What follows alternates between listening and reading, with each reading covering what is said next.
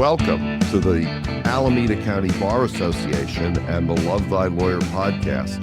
I'm your host, Louis Goodman. Today, we welcome Judge Al Dover to the program. Judge Dover served on the Nevada County Superior Court from 1987 to 2007 and has sat on assignment in Placer, El Dorado, Shasta, and Plumas counties. He has numerous awards for his work in teaching and judicial ethics. Before taking the bench, he served as a public defender and worked in private practice. He now serves as a mediator with ADR, where his patience, wisdom, sincerity, wit, and confidence combine with his hide of a rhino to effectively settle difficult legal disputes. Judge Al Dover, welcome to the Alameda County Bar Association and the Love Thy Lawyer podcast. Thank you, Louis. And just to be clear, the ADR is just me. And if we want to get in touch with you, we can just Google Al Dover Mediator and your name and website will come up. Yeah. Okay, great. So thank you so much for joining us. Where are you speaking to us from right now? From my den in Nevada City, California. How long have you been in the mediation business now? I thought it was appropriate to start on April Fool's Day. So I did, April 1st, 2008. And can you describe what kind of practice you have? Can you talk about what your mediation practice is about?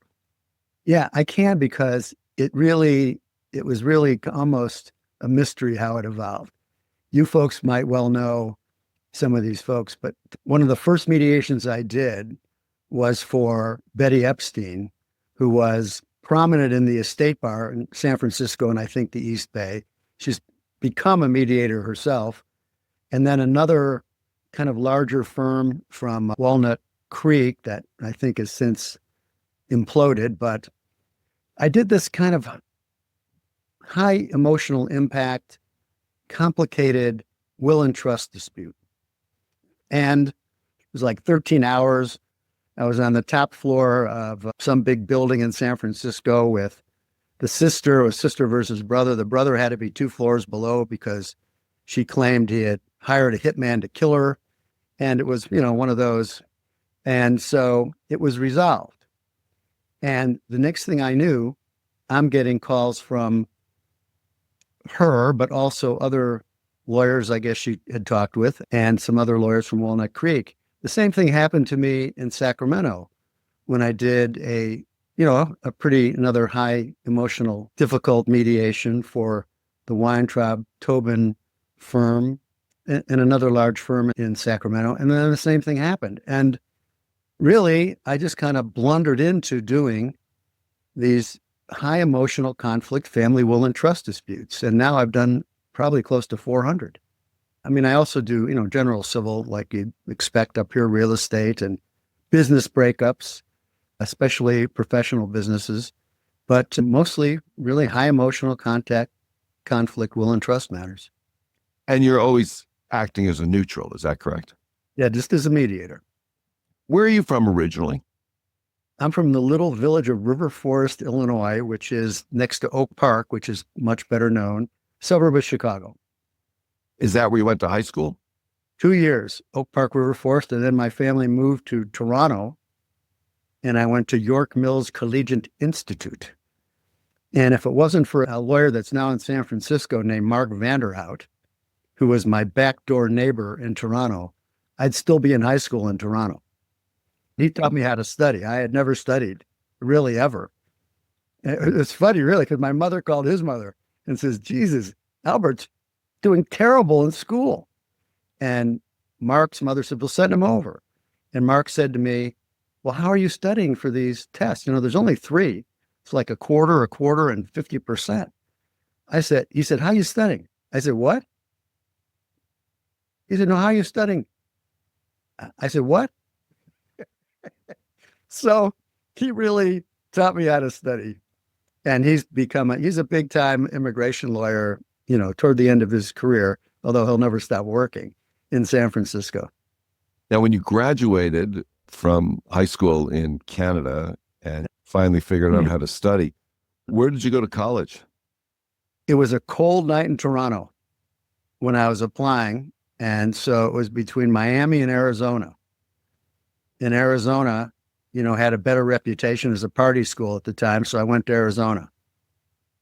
What was that experience like? Did you find the party there? Oh, yeah. Arizona was a fabulous, fabulous place to go to school. Yeah, it was a lot of fun. I regret not having gotten an education. If I could go back to school and actually go to school, I would. I like learning, but really, I wasn't ready for college. Not really. I had a great time. Well, when you got done tapping all those kegs in the desert, you ultimately went to law school. Is that correct? I did. I got into the University of Arizona Law School by the skin of my teeth.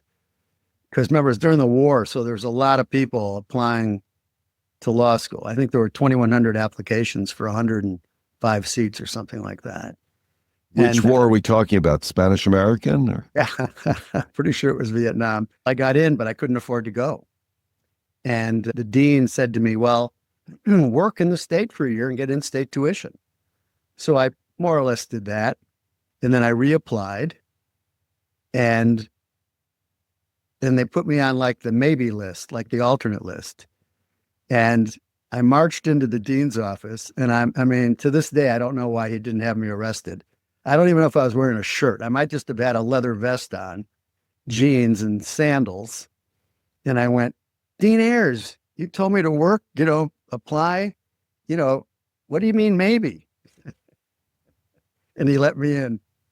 I don't know if he regretted it, but he let me in. What did you do in that interim year? Oh, yeah. Well, the part I'll really talk about is I worked at what would today probably, I don't know what it would be called, but it was a leather store, but it also sold all kinds of other goofy paraphernalia. And I was the world's worst leather craftsman. I finally learned how to make a belt. And I worked at the Peace of Mind clothing store. I pumped gas at the Economy gas station. And then I worked in a theater of ill repute as a projectionist for a while also. So those were kind of the jobs. I had 4, and I think I might have grossed almost $100 a week. But it was enough to get you through your tuition at the University of Arizona. That, and I borrowed money. So you know how we look at what people are borrowing today to go to school? I borrowed $1,500 a year. And then when I graduated, I think I paid $35 a month back. And maybe it was, I don't know how many years, but it was years and years. And it was no burden at all. It was remarkable because I see what these kids are suffering today, and it's just distressing. Yeah, it certainly is. When did you first start thinking about being a lawyer? I never thought about being a lawyer. Never. What happened is I was in international business law my last year in college, and a professor, and I'll never forget it, his name was Tyndall.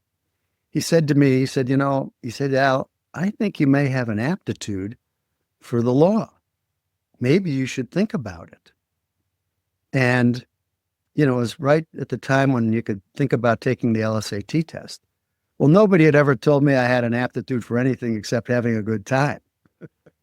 So when he said, you might have an aptitude for something like that, I went, okay, I'll try it. It worked. I was able to get in. You graduated from law school. Can you kind of tell us a little bit about your legal career after law school and up until the time that you took the bench? Well, I'll just tell you briefly what happened. I was never much of a student. I'm a really good crammer, but I'm not much of a student. And I'm going, this law school, it's okay, but how do you be a lawyer? So what I did is I just started going downtown. In Tucson, that's just where I was at the time. There were some great lawyers practicing. Great lawyers. And I would just go and watch them. That's how at the courthouse. At the courthouse. And then I met one of them. I'm laughing because there's a kind of funny story about how I met him, but I met him and he hired me to be his clerk. So that was my first job. Then I worked for him when I graduated for about not quite 2 years, but I really wanted to be a trial lawyer. And I went, you know what? I'll never get enough trial experience this way. So I went to the public defender's office and I tried 11 felonies my first year as a public defender. And, that was the deal. That was how you learned. You were a DA or you were a PD if you wanted to get into a courtroom. Well, I think that's still true. Probably. So I did that for a couple of years.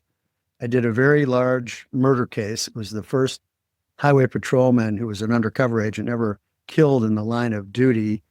And so I was the defense attorney in that case. And after that, I had just met the woman in California I was chasing. So I chased her here to California and then took the California bar, passed, don't know how, and then became the assistant public defender here in Nevada County for a couple of years until my wife said, this is nice, but you're not quite making enough money for us to pay any of our bills. So I went, well, okay, I don't know. Let's see what's next. And I went into private practice here in Nevada City, but the timing was just good. I was fortunate. I was really the only really seasoned criminal defense attorney in the area. And so a lot of people just referred cases to me. So I just was, I just had a great practice. And then in 87, the judges, of which there were 3, said, there's going to be an opening and why don't you think about applying? And I did. And at the time it was a justice court. It wasn't a muni court. Right. It was a justice court. So I was appointed by the local board of supervisors. And it was Duke Majan's era, if you remember. So when I went to rookie judges school, it was DA, DA, DA, DA, DA, AG, AG, criminal defense attorney, DA, DA. What did you think about being on the bench? How was that? What was that experience like? It's really wonderful. I mean, look, there's a couple of things. Any lawyer knows the practice of law also includes the business of the practice of law. And a lot of us never signed up for being business people and weren't particularly swift at least I wasn't. But it was nice to be able to leave a business behind and go to work and just focus on trying to do your best to do the right thing. That's what judges do. Go to work, try to do the right thing. It's a gift. It's a gift. I felt like I was semi-retired, leaving the business of the practice of law. And I enjoyed being a judge. This is Nevada City. So in Grass Valley. So it's not like you're dealing with horror story after horror story. It's also not LA. You're not assigned to go out to, to the far corners of the county to listen to arraignments all day or, just be doing prelims in Pomona, whatever it is. I mean, it was fun. At some point you decided that you were going to retire, you were going to leave the bench and open up the mediation practice. Can you talk a little bit about that decision? It's so interesting. There was a real disincentive to stay on the bench after 20 years because if you did, I think if I remember correctly, they kept taking out the money for like Social Security to no benefit to you. You're already maxed out. It was just kind of like a waste. And also I was ready for a change. And I had taken a course while still a judge doing civil from the Strauss Institute at Pepperdine. They came up to Butte County. We had a little rural judges group and they did a mediation training. And I've done a lot of teaching at the Judicial College and taken a lot of classes, but this really jazzed me. I mean, it was really exciting. And when I went back to my court, I really changed the entire way I did settlement conference to look much more like mediations, really meaning I gave it a lot more time. I was more interactive with the parties. It was very different. And I thought, I like this. I liked settling cases as a judge. And I thought the mediation training really said to me, it just spoke to me. So, after about a year in the assigned judge program where I went to all these other courts, I said, why not? That's why I started on April Fool's Day. I said, I know I'm just a little town judge. Who knows? Maybe I'll make a few bucks here or there, but what the hell? give it a shot, and just had my nephew build me a website. And just, that was it. And then, like I already told you, I got lucky with doing a couple of cases for lawyers that were prominent in their bar associations. And those associations are pretty tight knit, they're not that big, even in the big cities in terms of the, estate bar, the probate litigation bar. It just happened. Then it just happened. What is it about, practicing law, mediation, judging? What is it about being involved in the law that you really like? I mean, you've been here a long time. You've been doing it your whole life. Obviously there must be something about it that keeps you in this world of law. I think most lawyers become lawyers in some large measure to help people. I mean, it's a helping profession. And when you also are engaged in either being a judge, being a mediator, you're really trying to, in my view, I've tried to make a lot of my life about trying to reduce suffering. I know it might sound a little, wishy-washy, but that is me. That's what I really want to do. And so I get just a lot of satisfaction. I have a lot of gratitude and a lot of satisfaction in terms of seeing that if you can get this weight of this conflict off the backs of these people, especially children, families, it's very gratifying. So I get a lot of satisfaction from it. I enjoy it. And I like people. I like interacting with people. And I like the complexity of the human condition. You learn a lot when you do this work. If a young person were just coming out of school and thinking about a career, would you recommend the law? Oh, absolutely. I have so many times. And I'll tell you primarily why.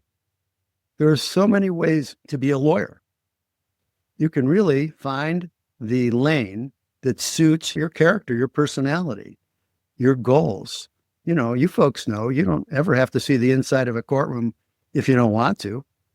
You just practice a certain kind of law. If you want to be a litigator, practice that kind of law. So I think it is a fabulous, fabulous profession to choose. I want to ask you kind of a two-sided question here. What is the best advice you think you've ever received? And what advice would you give to that young lawyer just starting out in a practice? Well, I think some of the best advice I've received was from judges, especially from a couple that said essentially to me when I was a new judge, Judge Robert Weil, Weil, he wrote the book, I think, on civil litigation before trial and maybe several others from Los Angeles. He said, he had just lectured for like an hour. He put his arm around me. We're walking down the hall and he said, Al, just help the lawyers. Just help them. It's hard work. And so, he's not saying, pick favorites. He's not saying do anything unethical. He's saying just do what you can to help the lawyers help their clients. And it was just kind of just that simple. And, I think advice for young lawyers is, look, there might be a few exceptional genius, lawyers out there, but honestly, 80, 90% of us, we're doing our best. We're working our butts off. It's all about preparation to me. And so what I say is prepare. My thing when I was a defense attorney was, and I say this with, I guess, a modicum of maybe too much pride, but I said, nobody's going to know more about that case in that courtroom than me. Nobody. Not the other side, not the judge, nobody. And that gave me the confidence to go into a courtroom, relax, actually really enjoy myself because I had done the work. And then when you do get those surprises or those things that happen, you're far more comfortable responding when you've done all you can to prepare. It kind of frees you up to if you've got to rethink something, to do that. Preparation. What kinds of things do you look for, or what kind of things can lawyers who are appearing in front of you as a mediator, or for that matter, when lawyers appeared in front of you when you were sitting as a superior court judge, what sort of things do you look for, did you look for, that we as practicing attorneys could use in our own practices to be more effective in front of courts? Well, again, a lot of times it's not hard to see if somebody's really prepared or not in a presentation.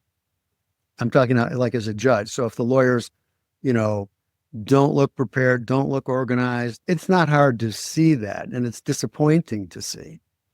And I can also tell you, the flip of that is, as a judge, I love nothing better than to watch good lawyers work. I loved it. It was like a gift to watch talented people work. And, the flip is it was painful to watch bad lawyering, just painful. And as a judge, how much can you do about it? I'd have my lip half chewed off, sometimes, but it was hard. And as a mediator, the same is somewhat true.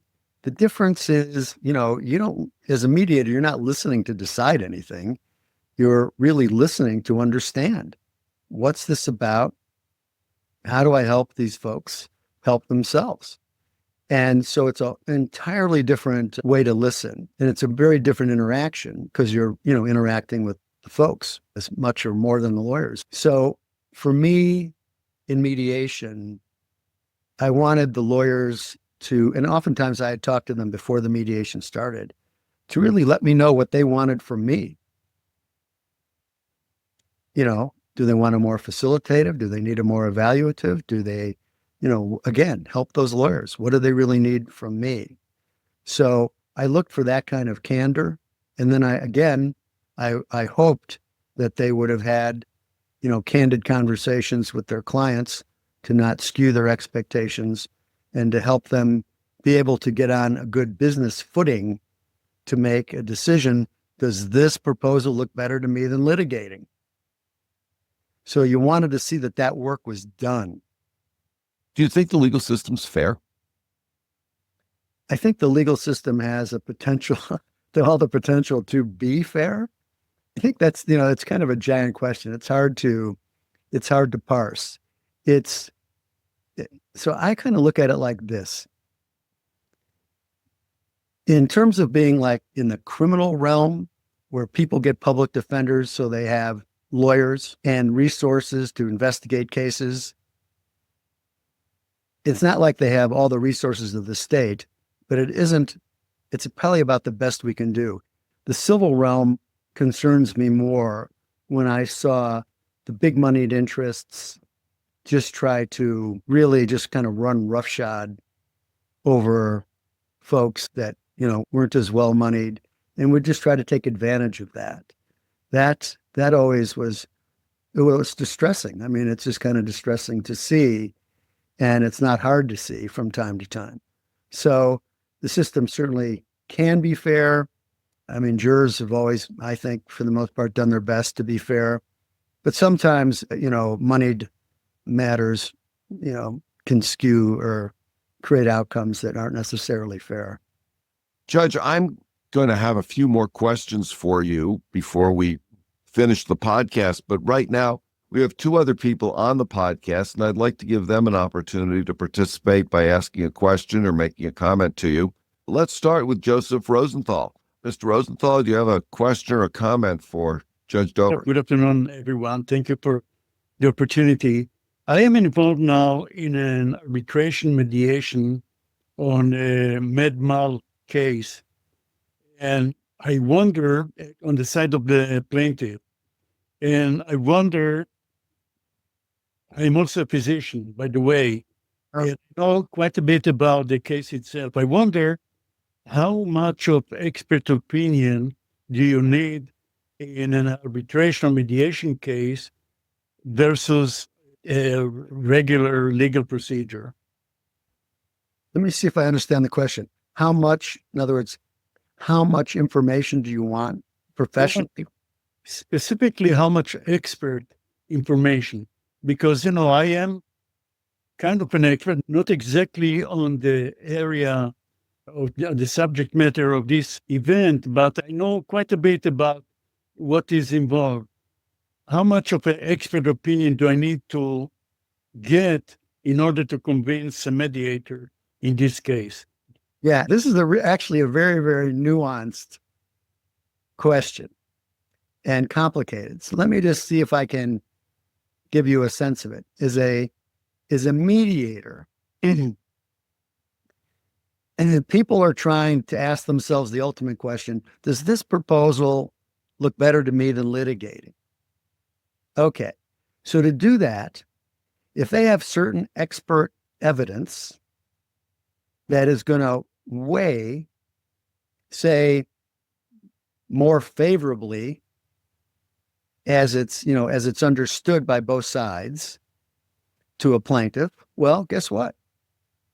That should help generate a little more, money toward a plaintiff, and then vice versa. So I think all people can do really in a mediation, what they do is you look at everything that's there, all that expert opinion, your expert, their expert, and then you ask the lawyers, it's kind of like, well, what do you think? What's the worst thing that can happen? What do you get if you win? What do you get if you lose? How much do you have to spend to find out? How much time is it going to take? And when you kind of run through this analysis, you kind of run through the case analysis. Here's the strengths of my case, including expert opinions. Here's the weakness. Here's their side. All right, what's our risk analysis? How many times do we think we're going to win out of 10? You do this work, and then you say, so this is what would look better to me than litigating. So those opinions, those expert opinions all matter, and they're filtered through that kind of analysis with all the other evidence to say, is this changing my analysis of what I want to settle this case for? I hope that answers your question in some part. Yes, it does. This is arbitration as a result of the contract between the claimant and the healthcare facility. But yeah, it answered the question. Thank you very much. Okay, you're welcome. You're welcome. Yeah, it's all part of every opinion. Everything really in a case is all part of, to me, what I really encourage everybody doing is do your case analysis. What are the strengths of your case? What are the weaknesses of your case? And of course, one of the funniest things I've ever seen is these eyes light up when I say, well, what are the weaknesses of your case? And somebody looks at their lawyer like, we have a weakness? We're not winning for sure?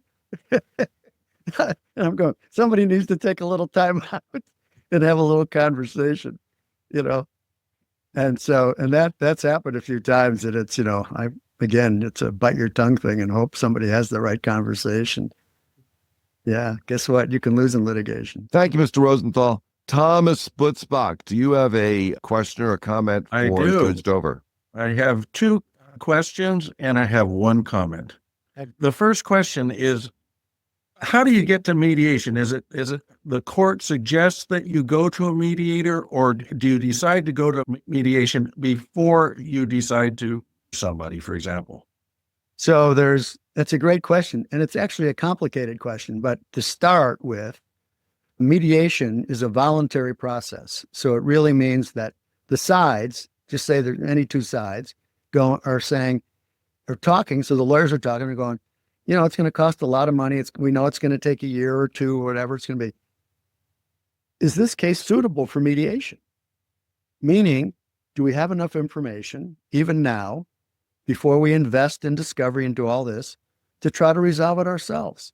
In many, many cases, Tom, the answer is yes. And I've done lots of cases where the parties haven't filed suit yet. But they're ready to exchange enough information to be able to do the work they need to do to have a sense of what it should settle for. So yes, you can do it voluntarily. Anytime both sides agree, let's go pick a mediator. And then secondarily to that, I would just say to you, there's lots of mediators with lots of different skill sets.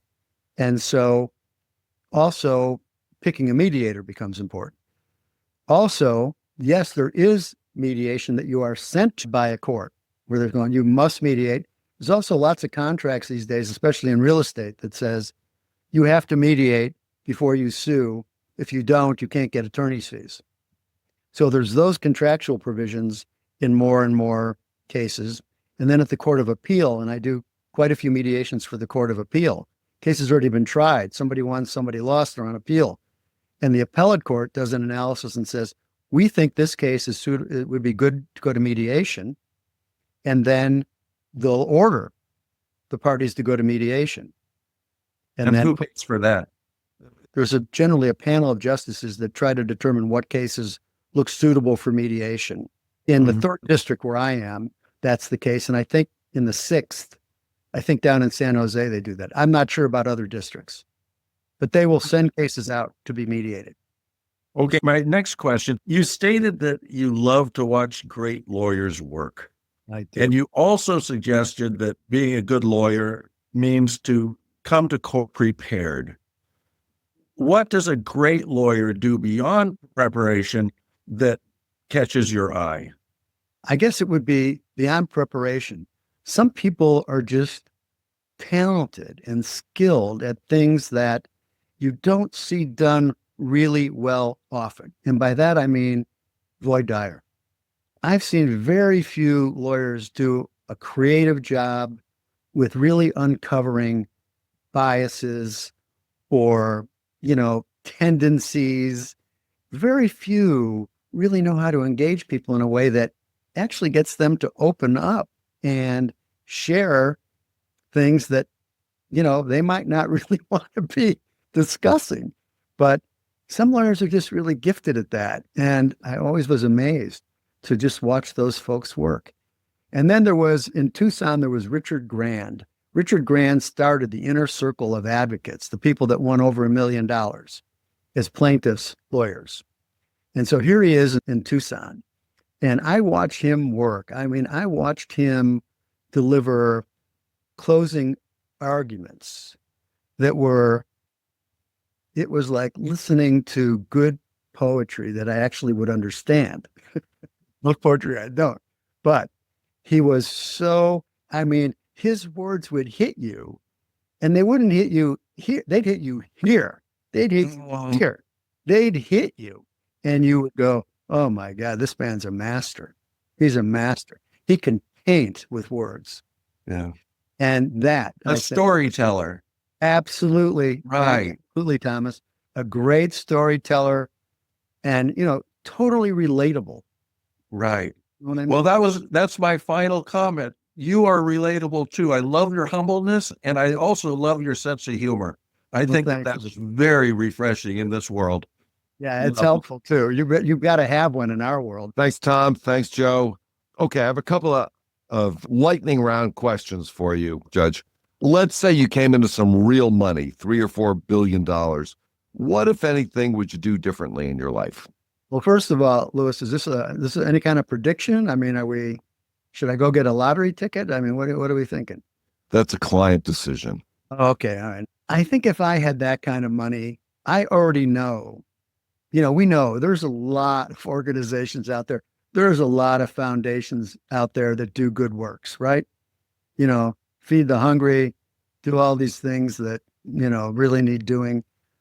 I would just try to research that and then try to pick those organizations that I could help fund that just reduce suffering in the world. Let's say you had a magic wand. There was one thing in the world you could change, the legal world or the world in general. What would you want to do? Well, I'll tell you this with the legal world. I would turn it on its head in this way. I think litigation is just the way we have tried to make war, literal war, civil. So, we depose people. We don't just ask them questions. We depose them. We don't send out questions. We send out interrogatories. It's really the language of war kind of made civil. And why should the adversary system be our system in family law with children and families. Why would you take that and put them in an adversarial system, which we do? So my view is it should be wholly flipped, which is a little what I was talking about with Thomas in the way. Why not have people go as early as possible to see a mediator, to see a counselor, to get some help to solve their own problems? Why should people with robes sitting up somewhere deign to tell people this is your outcome? Why can't the people first try to fashion their own outcome? They're the ones that care. They're the ones that are affected. So I think people should have the opportunity, which is why I like mediation so much. I tell them, here's your opportunity to fashion an outcome. It's your problem. Let's fashion an outcome that looks better to you than going into that world of litigation. So that's what I would do. I would flip it to really have mediation at the start and litigation would be the last. It's like going to war. It would be the last option. Let's say you got 60 seconds on a Super Bowl and you had the opportunity to put a 1-minute ad out in front of this enormous audience. What would you want to say in your Super Bowl ad? My message would be simply to have everybody just kind of ask themselves, what can you do? What can I do? How can I contribute to better outcomes for me, for my family, for my community, for my world? Let's just give it some thought. Judge, is there anything that you want to talk about, anything that you'd like to discuss, anything you'd like to put out there that we haven't touched on, anything at all? If lawyers really look at assisting their folks to reduce conflict, get the weight of it off their shoulders, they'll have gone a long, long way to do a great service. And that because conflict is suffering. So, that's kind of what I would encourage. I would also encourage, I've seen a lot of lawyers that are, I think they're probably pretty good litigators, but they have no idea how to negotiate. Just no idea. I actually this was kind of sweet. I was doing this one will and trust dispute. And the side, I'm in separate rooms. So I'm in one room with one side and they say, look, Judge, we're willing to give this much money.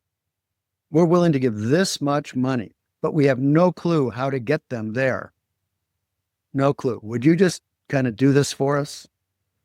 And I went, okay, I'll talk to you in a minute. I went to the other room and they said, look, listen, we're willing to take this much money, but we don't know how to get them here. We have no idea how to get them here. Would you help us with this? So now I'm saying to myself, this is great. I'm going to be in a negotiation with myself the whole rest of the day. And I know that at the end of the day, I'm going to have them like this. And then I know that if having spent 7 hours with them, to get them here, that they're going to go like this. And I'm going to say, you did your best. You did great. You got to here. What do you think? Does this not look better to you than spending this to get the litigation to end up with this? We're going to get it done. But there's a lot of times when lawyers just don't really have a clue on how to negotiate or where they need to get to or how they're planning on getting there. They don't really have a plan kind of going in. We touched on this at the beginning of the podcast, but could you tell us one more time the best way to get in touch with Al Dover if someone has an interest in using your services for mediation, or perhaps an attorney who's listening to this podcast would want to get in touch with you for some advice for whatever reason? What's the best way? You just Google Judge Al Dover or Albert Dover or Judge Albert Dover. I have a website, it'll come up, and all my contact information is there. Judge Al Dover, thank you so much for joining us today on the Love Thy Lawyer and the Alameda County Bar Association podcast. It's been a pleasure to talk to you, and thank you so much to Tom Blitzbach and Joe Rosenthal for joining us as well. A great podcast. Thank you, and thank you, and thank you guys for being there. That's it for today's edition of Love Thy Lawyer in collaboration with the Alameda County Bar Association. Please visit the lovethylawyer.com website, where you can find links to all of our episodes. Also, please visit the Alameda County Bar Association website at acbanet.org, where you can find more information about our support of the legal profession, promoting excellence in the legal profession, and facilitating equal access to justice. Thanks to Joel Katz for music, Brian Matheson for technical support, Paul Roberts for social media, and Tracy Harvey. I'm Louis Goodman.